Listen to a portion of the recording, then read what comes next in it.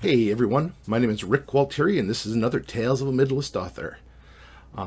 Today, what I wanted to talk about was transitioning from a reader to a writer or author.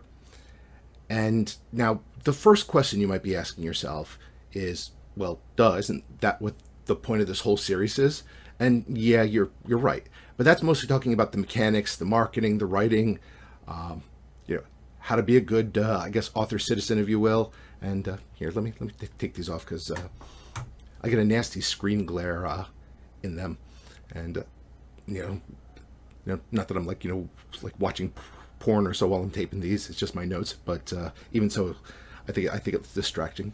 Um, okay, editorial over.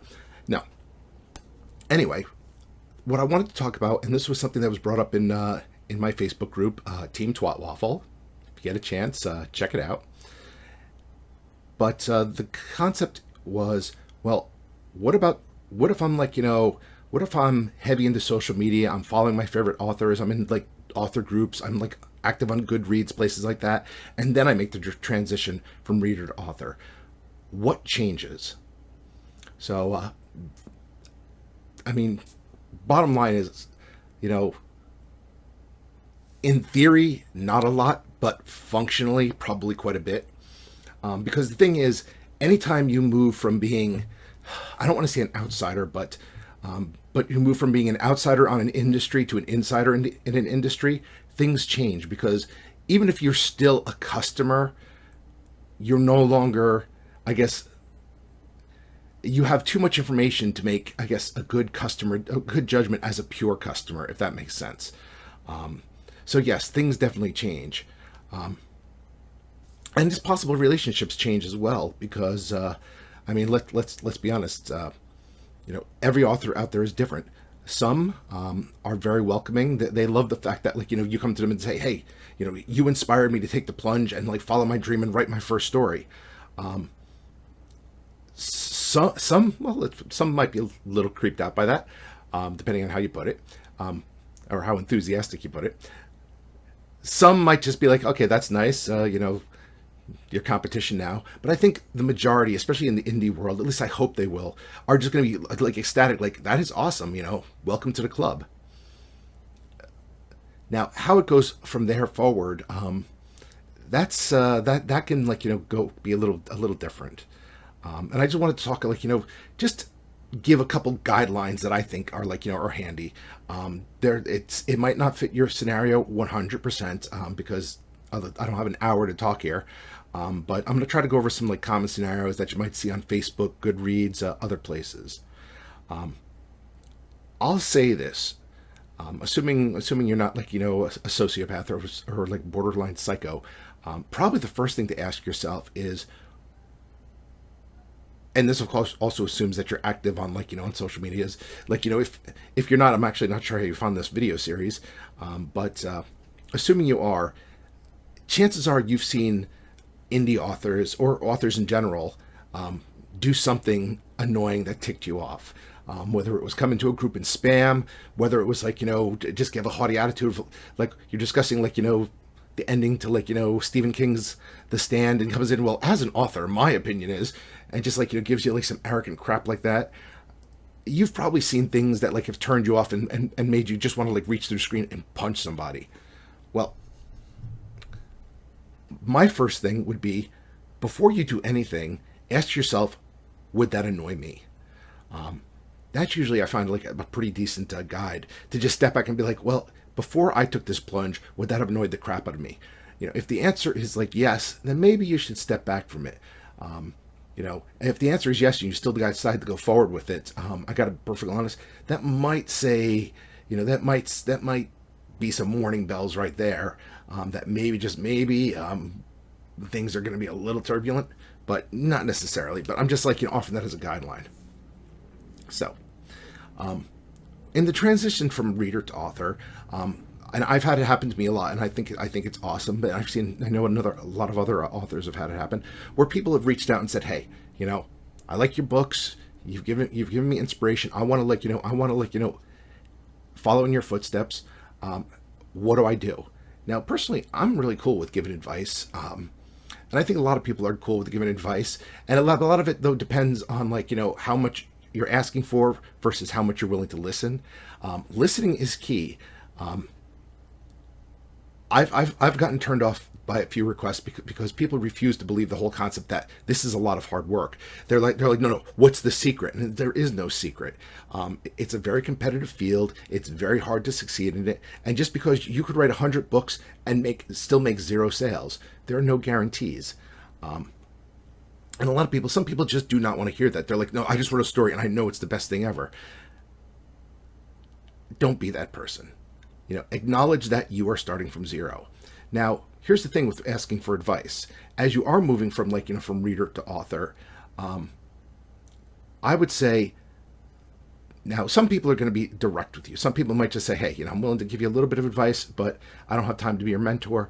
Other people, other people are just going to kind of drop those clues.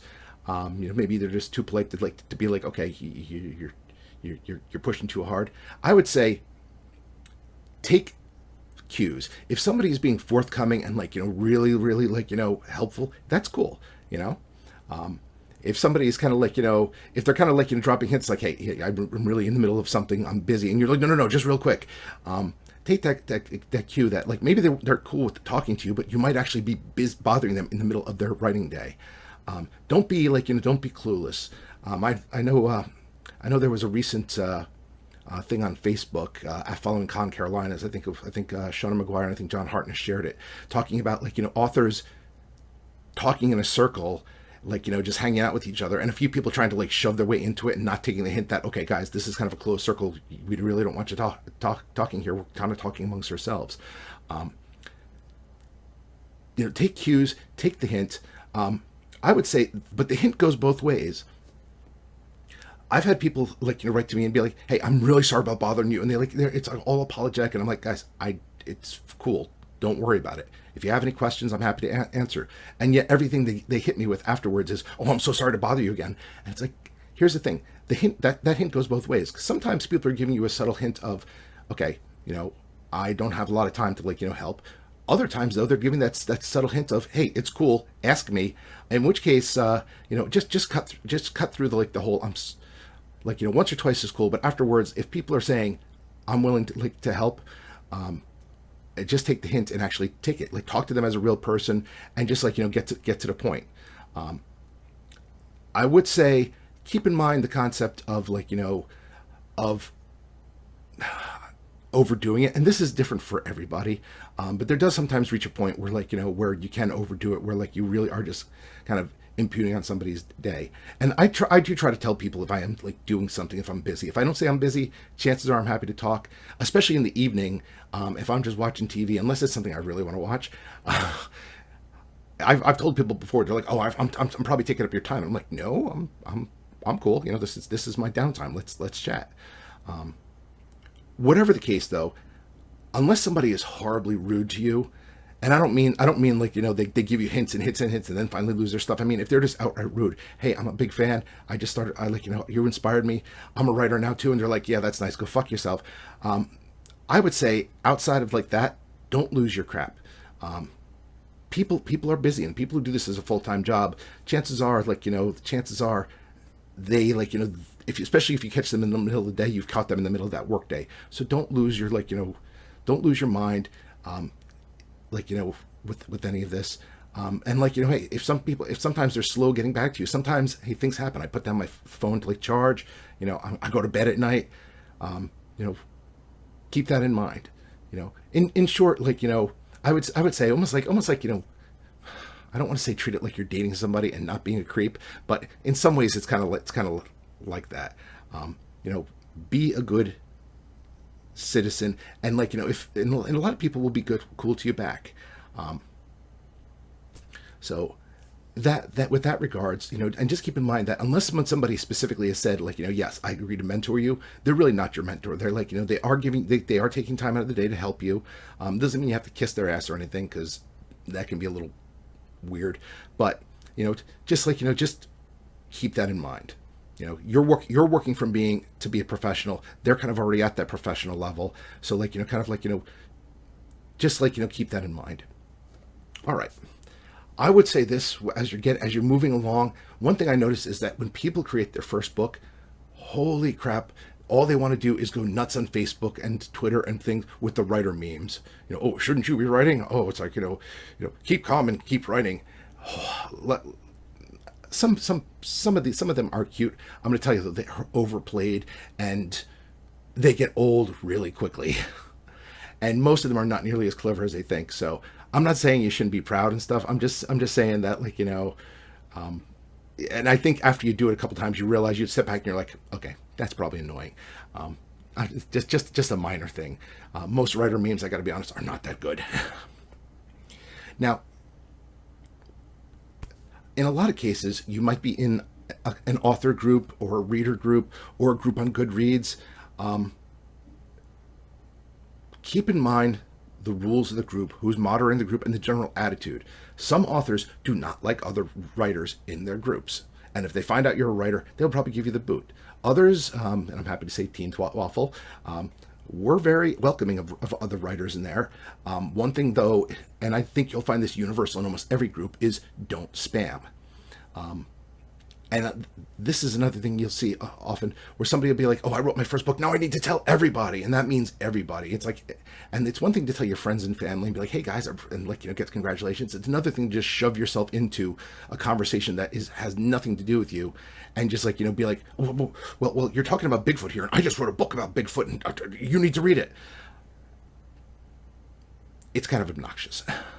And two, it can potentially be spammy, because sometimes people go a little overboard. It's one thing to say, hey, I just finished my first book, end of post. It's another thing to just keep doing it and keep hammering it. Keep in mind the concept of spamming. Nobody likes a spammer. A lot of indie authors have a bad reputation simply because in the early days, and probably still even now, so many people spam the crap out of groups, just to shove their books down their throats, through other people's throats. So keep in mind those general rules of stuff. And as much as you might want to say, holy crap, they're talking about elven fantasy with with scimitars, and I have an elven fantasy with scimitars. And as much as you might want to jump in there and say it, back up a step and cool your jets and and think about it. Now, it's possible you might reach out to possibly, I think the most rational thing is to reach out to a moderator and ask. And if they say no, respect that. Most moderators are going to be pretty cool with that concept, as opposed to just jumping in. Also, some groups have days where it's like, hey, it's free Fridays, where you can just post links in this thread. If they do that, that's an open invitation. So keep in mind cues, rules of groups, stuff like that. And again, ask yourself, if I was in the middle of this, would this annoy me? So that's writers groups, Goodreads groups. All right.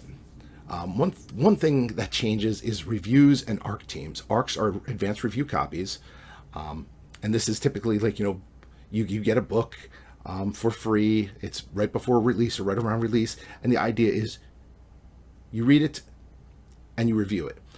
There's also beta teams where the idea is you read it and you provide early feedback to an author. Now, in some cases, some authors might look and say, okay, they might be cool with another professional author doing this. Others might not. So I would say be upfront about that. With regards to reviews, Amazon has been cracking down about, especially reviews that they consider to be, in your own genre. I'll be perfectly honest, I very seldom review in urban fantasy these days, as much as I might love reading it myself, simply because there's a bit of a conflict of interest. So if I give somebody a 1-star, even if I genuinely think that book looks like crap, it looks like I might be trashing another author. And if I give them a 5-star, even if I genuinely love that book, it might just look like, hey, we're doing a review swap. And you never want to do that. Oh, speaking of review swaps, don't do them. I can't emphasize this enough. It's never a good idea. Stay far away from them. Don't offer, don't accept, just don't do.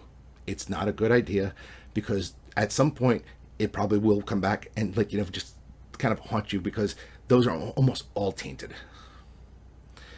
I would say if you're on ARC teams or beta teams for genres that you're writing in, maybe it might be a good idea to gracefully back out. At least for ARC reviews, maybe not necessarily for a beta reading, only because Amazon, if they do suspect that of being like, biased, they might come in and like, and, just like, just slap it down, and that could get you into trouble. Speaking though of reviews, here's something really only the most obnoxious will do, but I'm going to mention it anyway, is don't bite the hand that feeds you. And I'm not saying other authors who have been at this longer are feeding you, but like the authors who have been cool with you and nurtured you, don't bite them in the ass by like suddenly coming up and being like, hey, if you liked so-and-so's books, well you're gonna love mine because they're much better written, and like, all of their crappy plots I resolve. And I've had people come into my Facebook paid ads and be like, oh, don't read this book, read my book. And it's like, no, you're deleted and blocked. Go fuck yourself. I'm gonna tell you right now, that is about the least cool thing you could do, is like, especially if somebody has been cool to you, is just go turn around and backstab them. Because at that point you have proven yourself to have relatively not great integrity, and I honestly I wouldn't be surprised to see your ass blocked, all over the place. And like, and I'll be perfectly honest, authors talk amongst themselves, and there's plenty of closed groups that you as a beginning author probably aren't aware of, where they're probably talking about you and mentioning, oh, by the way, if this guy comes along, he's a backbiter and an asshole. So avoid creating a rep for yourself. Along those lines, don't poach. If you're in an author group or like a Goodreads group, don't suddenly come in there and be like, hey, I made my own author group, you should come and join me. Especially don't start adding people from those groups automatically to your group. Poaching is not cool. And that goes for email lists, all of that stuff, where basically you're kind of like, coming in saying, well, yeah, I know you like this guy, but hey, you like me too, join my stuff. Unless somebody says it's cool first. There's plenty of authors I'm cool with where if they come in and say, hey guys, I just started a group too, you want to join it? I'm cool with them. We have a shared audience. I know they're not going to backstab me. And here's the thing, they ask first, and I would do the same thing. Hey, would you mind if I came into your group and did this? Plenty of authors are really cool about promoting other books. I promote other books, and I let other authors promote their books in my group, and other authors have done the same. It's a friendly community if you're a good citizen. You play by the rules. You're not trying to scam anybody. You're just like friendly, and you don't make it all about you. You have to reciprocate. You can't just like take. You got to give as well. Don't poach. Also, don't become like predatory. Don't start don't start harassing people. Be like, hey, I know we're in the same group, but I'm going to send you a DM because I think you would love my book, and like start doing that over and over. Again, you're spamming people. You're turning creepy. Ask yourself, would this creep you out? So that's kind of like, a bit on the behavior side. I would say on the positive side, keep reading. Reading is what got you into this business, a love of reading, a love of books. Keep reading those books. Now, you might find your enjoyment is a bit skewed. I know I have trouble reading books these days and not self-editing as I go. Be like, that's a poor choice of words. And sometimes it does take me out of the story, and I really hate that. But keep reading because I still enjoy it. A good story will still suck me in, and good stories are inspiring. I don't mean from I'm going to steal this idea, but just from damn, why didn't I think of that? And sometimes that sets my my creative juices flowing, and next thing I know, my own story is popped in my head, and it's an inspiration. There's nothing wrong with being inspired or inspiring others. It's a cycle that way. Again, inspiration doesn't mean copying. Doesn't mean, well, I'm gonna do that story, myself, but pretty much the same thing.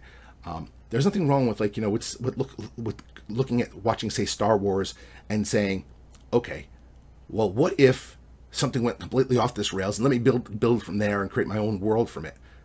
There's nothing wrong with that. Completely different than saying, wow, I love Star Wars, I'm just going to write my own version, and instead of Jedi, I'm going to call them Space Knights, and instead of lightsabers, laser swords, and pretty much it's the same thing. Completely different concepts, but I'm just saying there's nothing wrong with being inspired.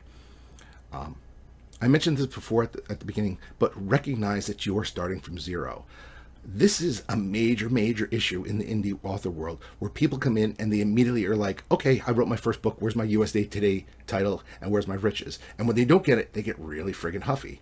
Or they'll come in and be like, I only sold 1,000 books my first month. That doesn't strike me as really good. And everybody else is going to go, what the fuck is wrong with you? 1,000 books your first month with your first book.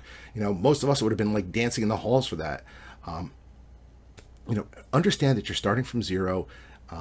Very few people knock it out of the park with their first try. Very few people knock it out of the park with 1 book, 2 books, even 3 or 4 books. A lot of us are out there like busting our butts, and we have like dozen or more books, and we're still working at it. So recognize that you're building it from scratch. You're building it one reader at a time. You're building it one follower at a time, and go from there. And these, and again, these are just some guidelines. Once again, the number one guideline I would follow is, and again, this assumes that, well, you care about other people's feelings, and like you're not one of those people who see somebody else see somebody get run down in the street and you immediately start laughing or so. This assumes you have that little bit of empathy. But if somebody did this to me, would it annoy the crap out of me? And if the answer is yes, back up and find a way to do that or make that better. Until such time as as your gut is not like screaming, this is wrong. And the thing I would advise against is don't do it anyway under the assumption that, well, if I do it enough times, it'll stop bothering me. That's how a lot of scammers and like bad players in this industry, I think, my personal opinion, that's how they get started, is they take that first step over the line, and after a while they realize, okay, I didn't get caught. Everything's fine. Let's just keep doing it because like the rules, I'm above the rules. Avoid that crap. There's plenty of room for good citizens. The author community, I find, is very welcoming of new people, very encouraging. It's just a matter of just don't bite them in the back or or backstab people. And there's some wonderful people who are here who are more than willing to give you advice, mentor you, share their experiences, and make you a welcome part of this community. So those are my thoughts on transitioning from readership to authorship in a setting where you're already from really just kind of a social standpoint. Again, the bells and whistles of what you're doing, that's pretty much what this entire series is about. This is more just once again, well, how do these relationships change? So, all right, I've gone on long enough about this. Hopefully you found some useful insight. And if not, I would love to hear your opinions on it. Or even if you did, I'd love to hear your opinions on it in the comments. My name is Rick Gualtieri. This is Tales of a Midlist Author, and I hope to talk to you again really soon.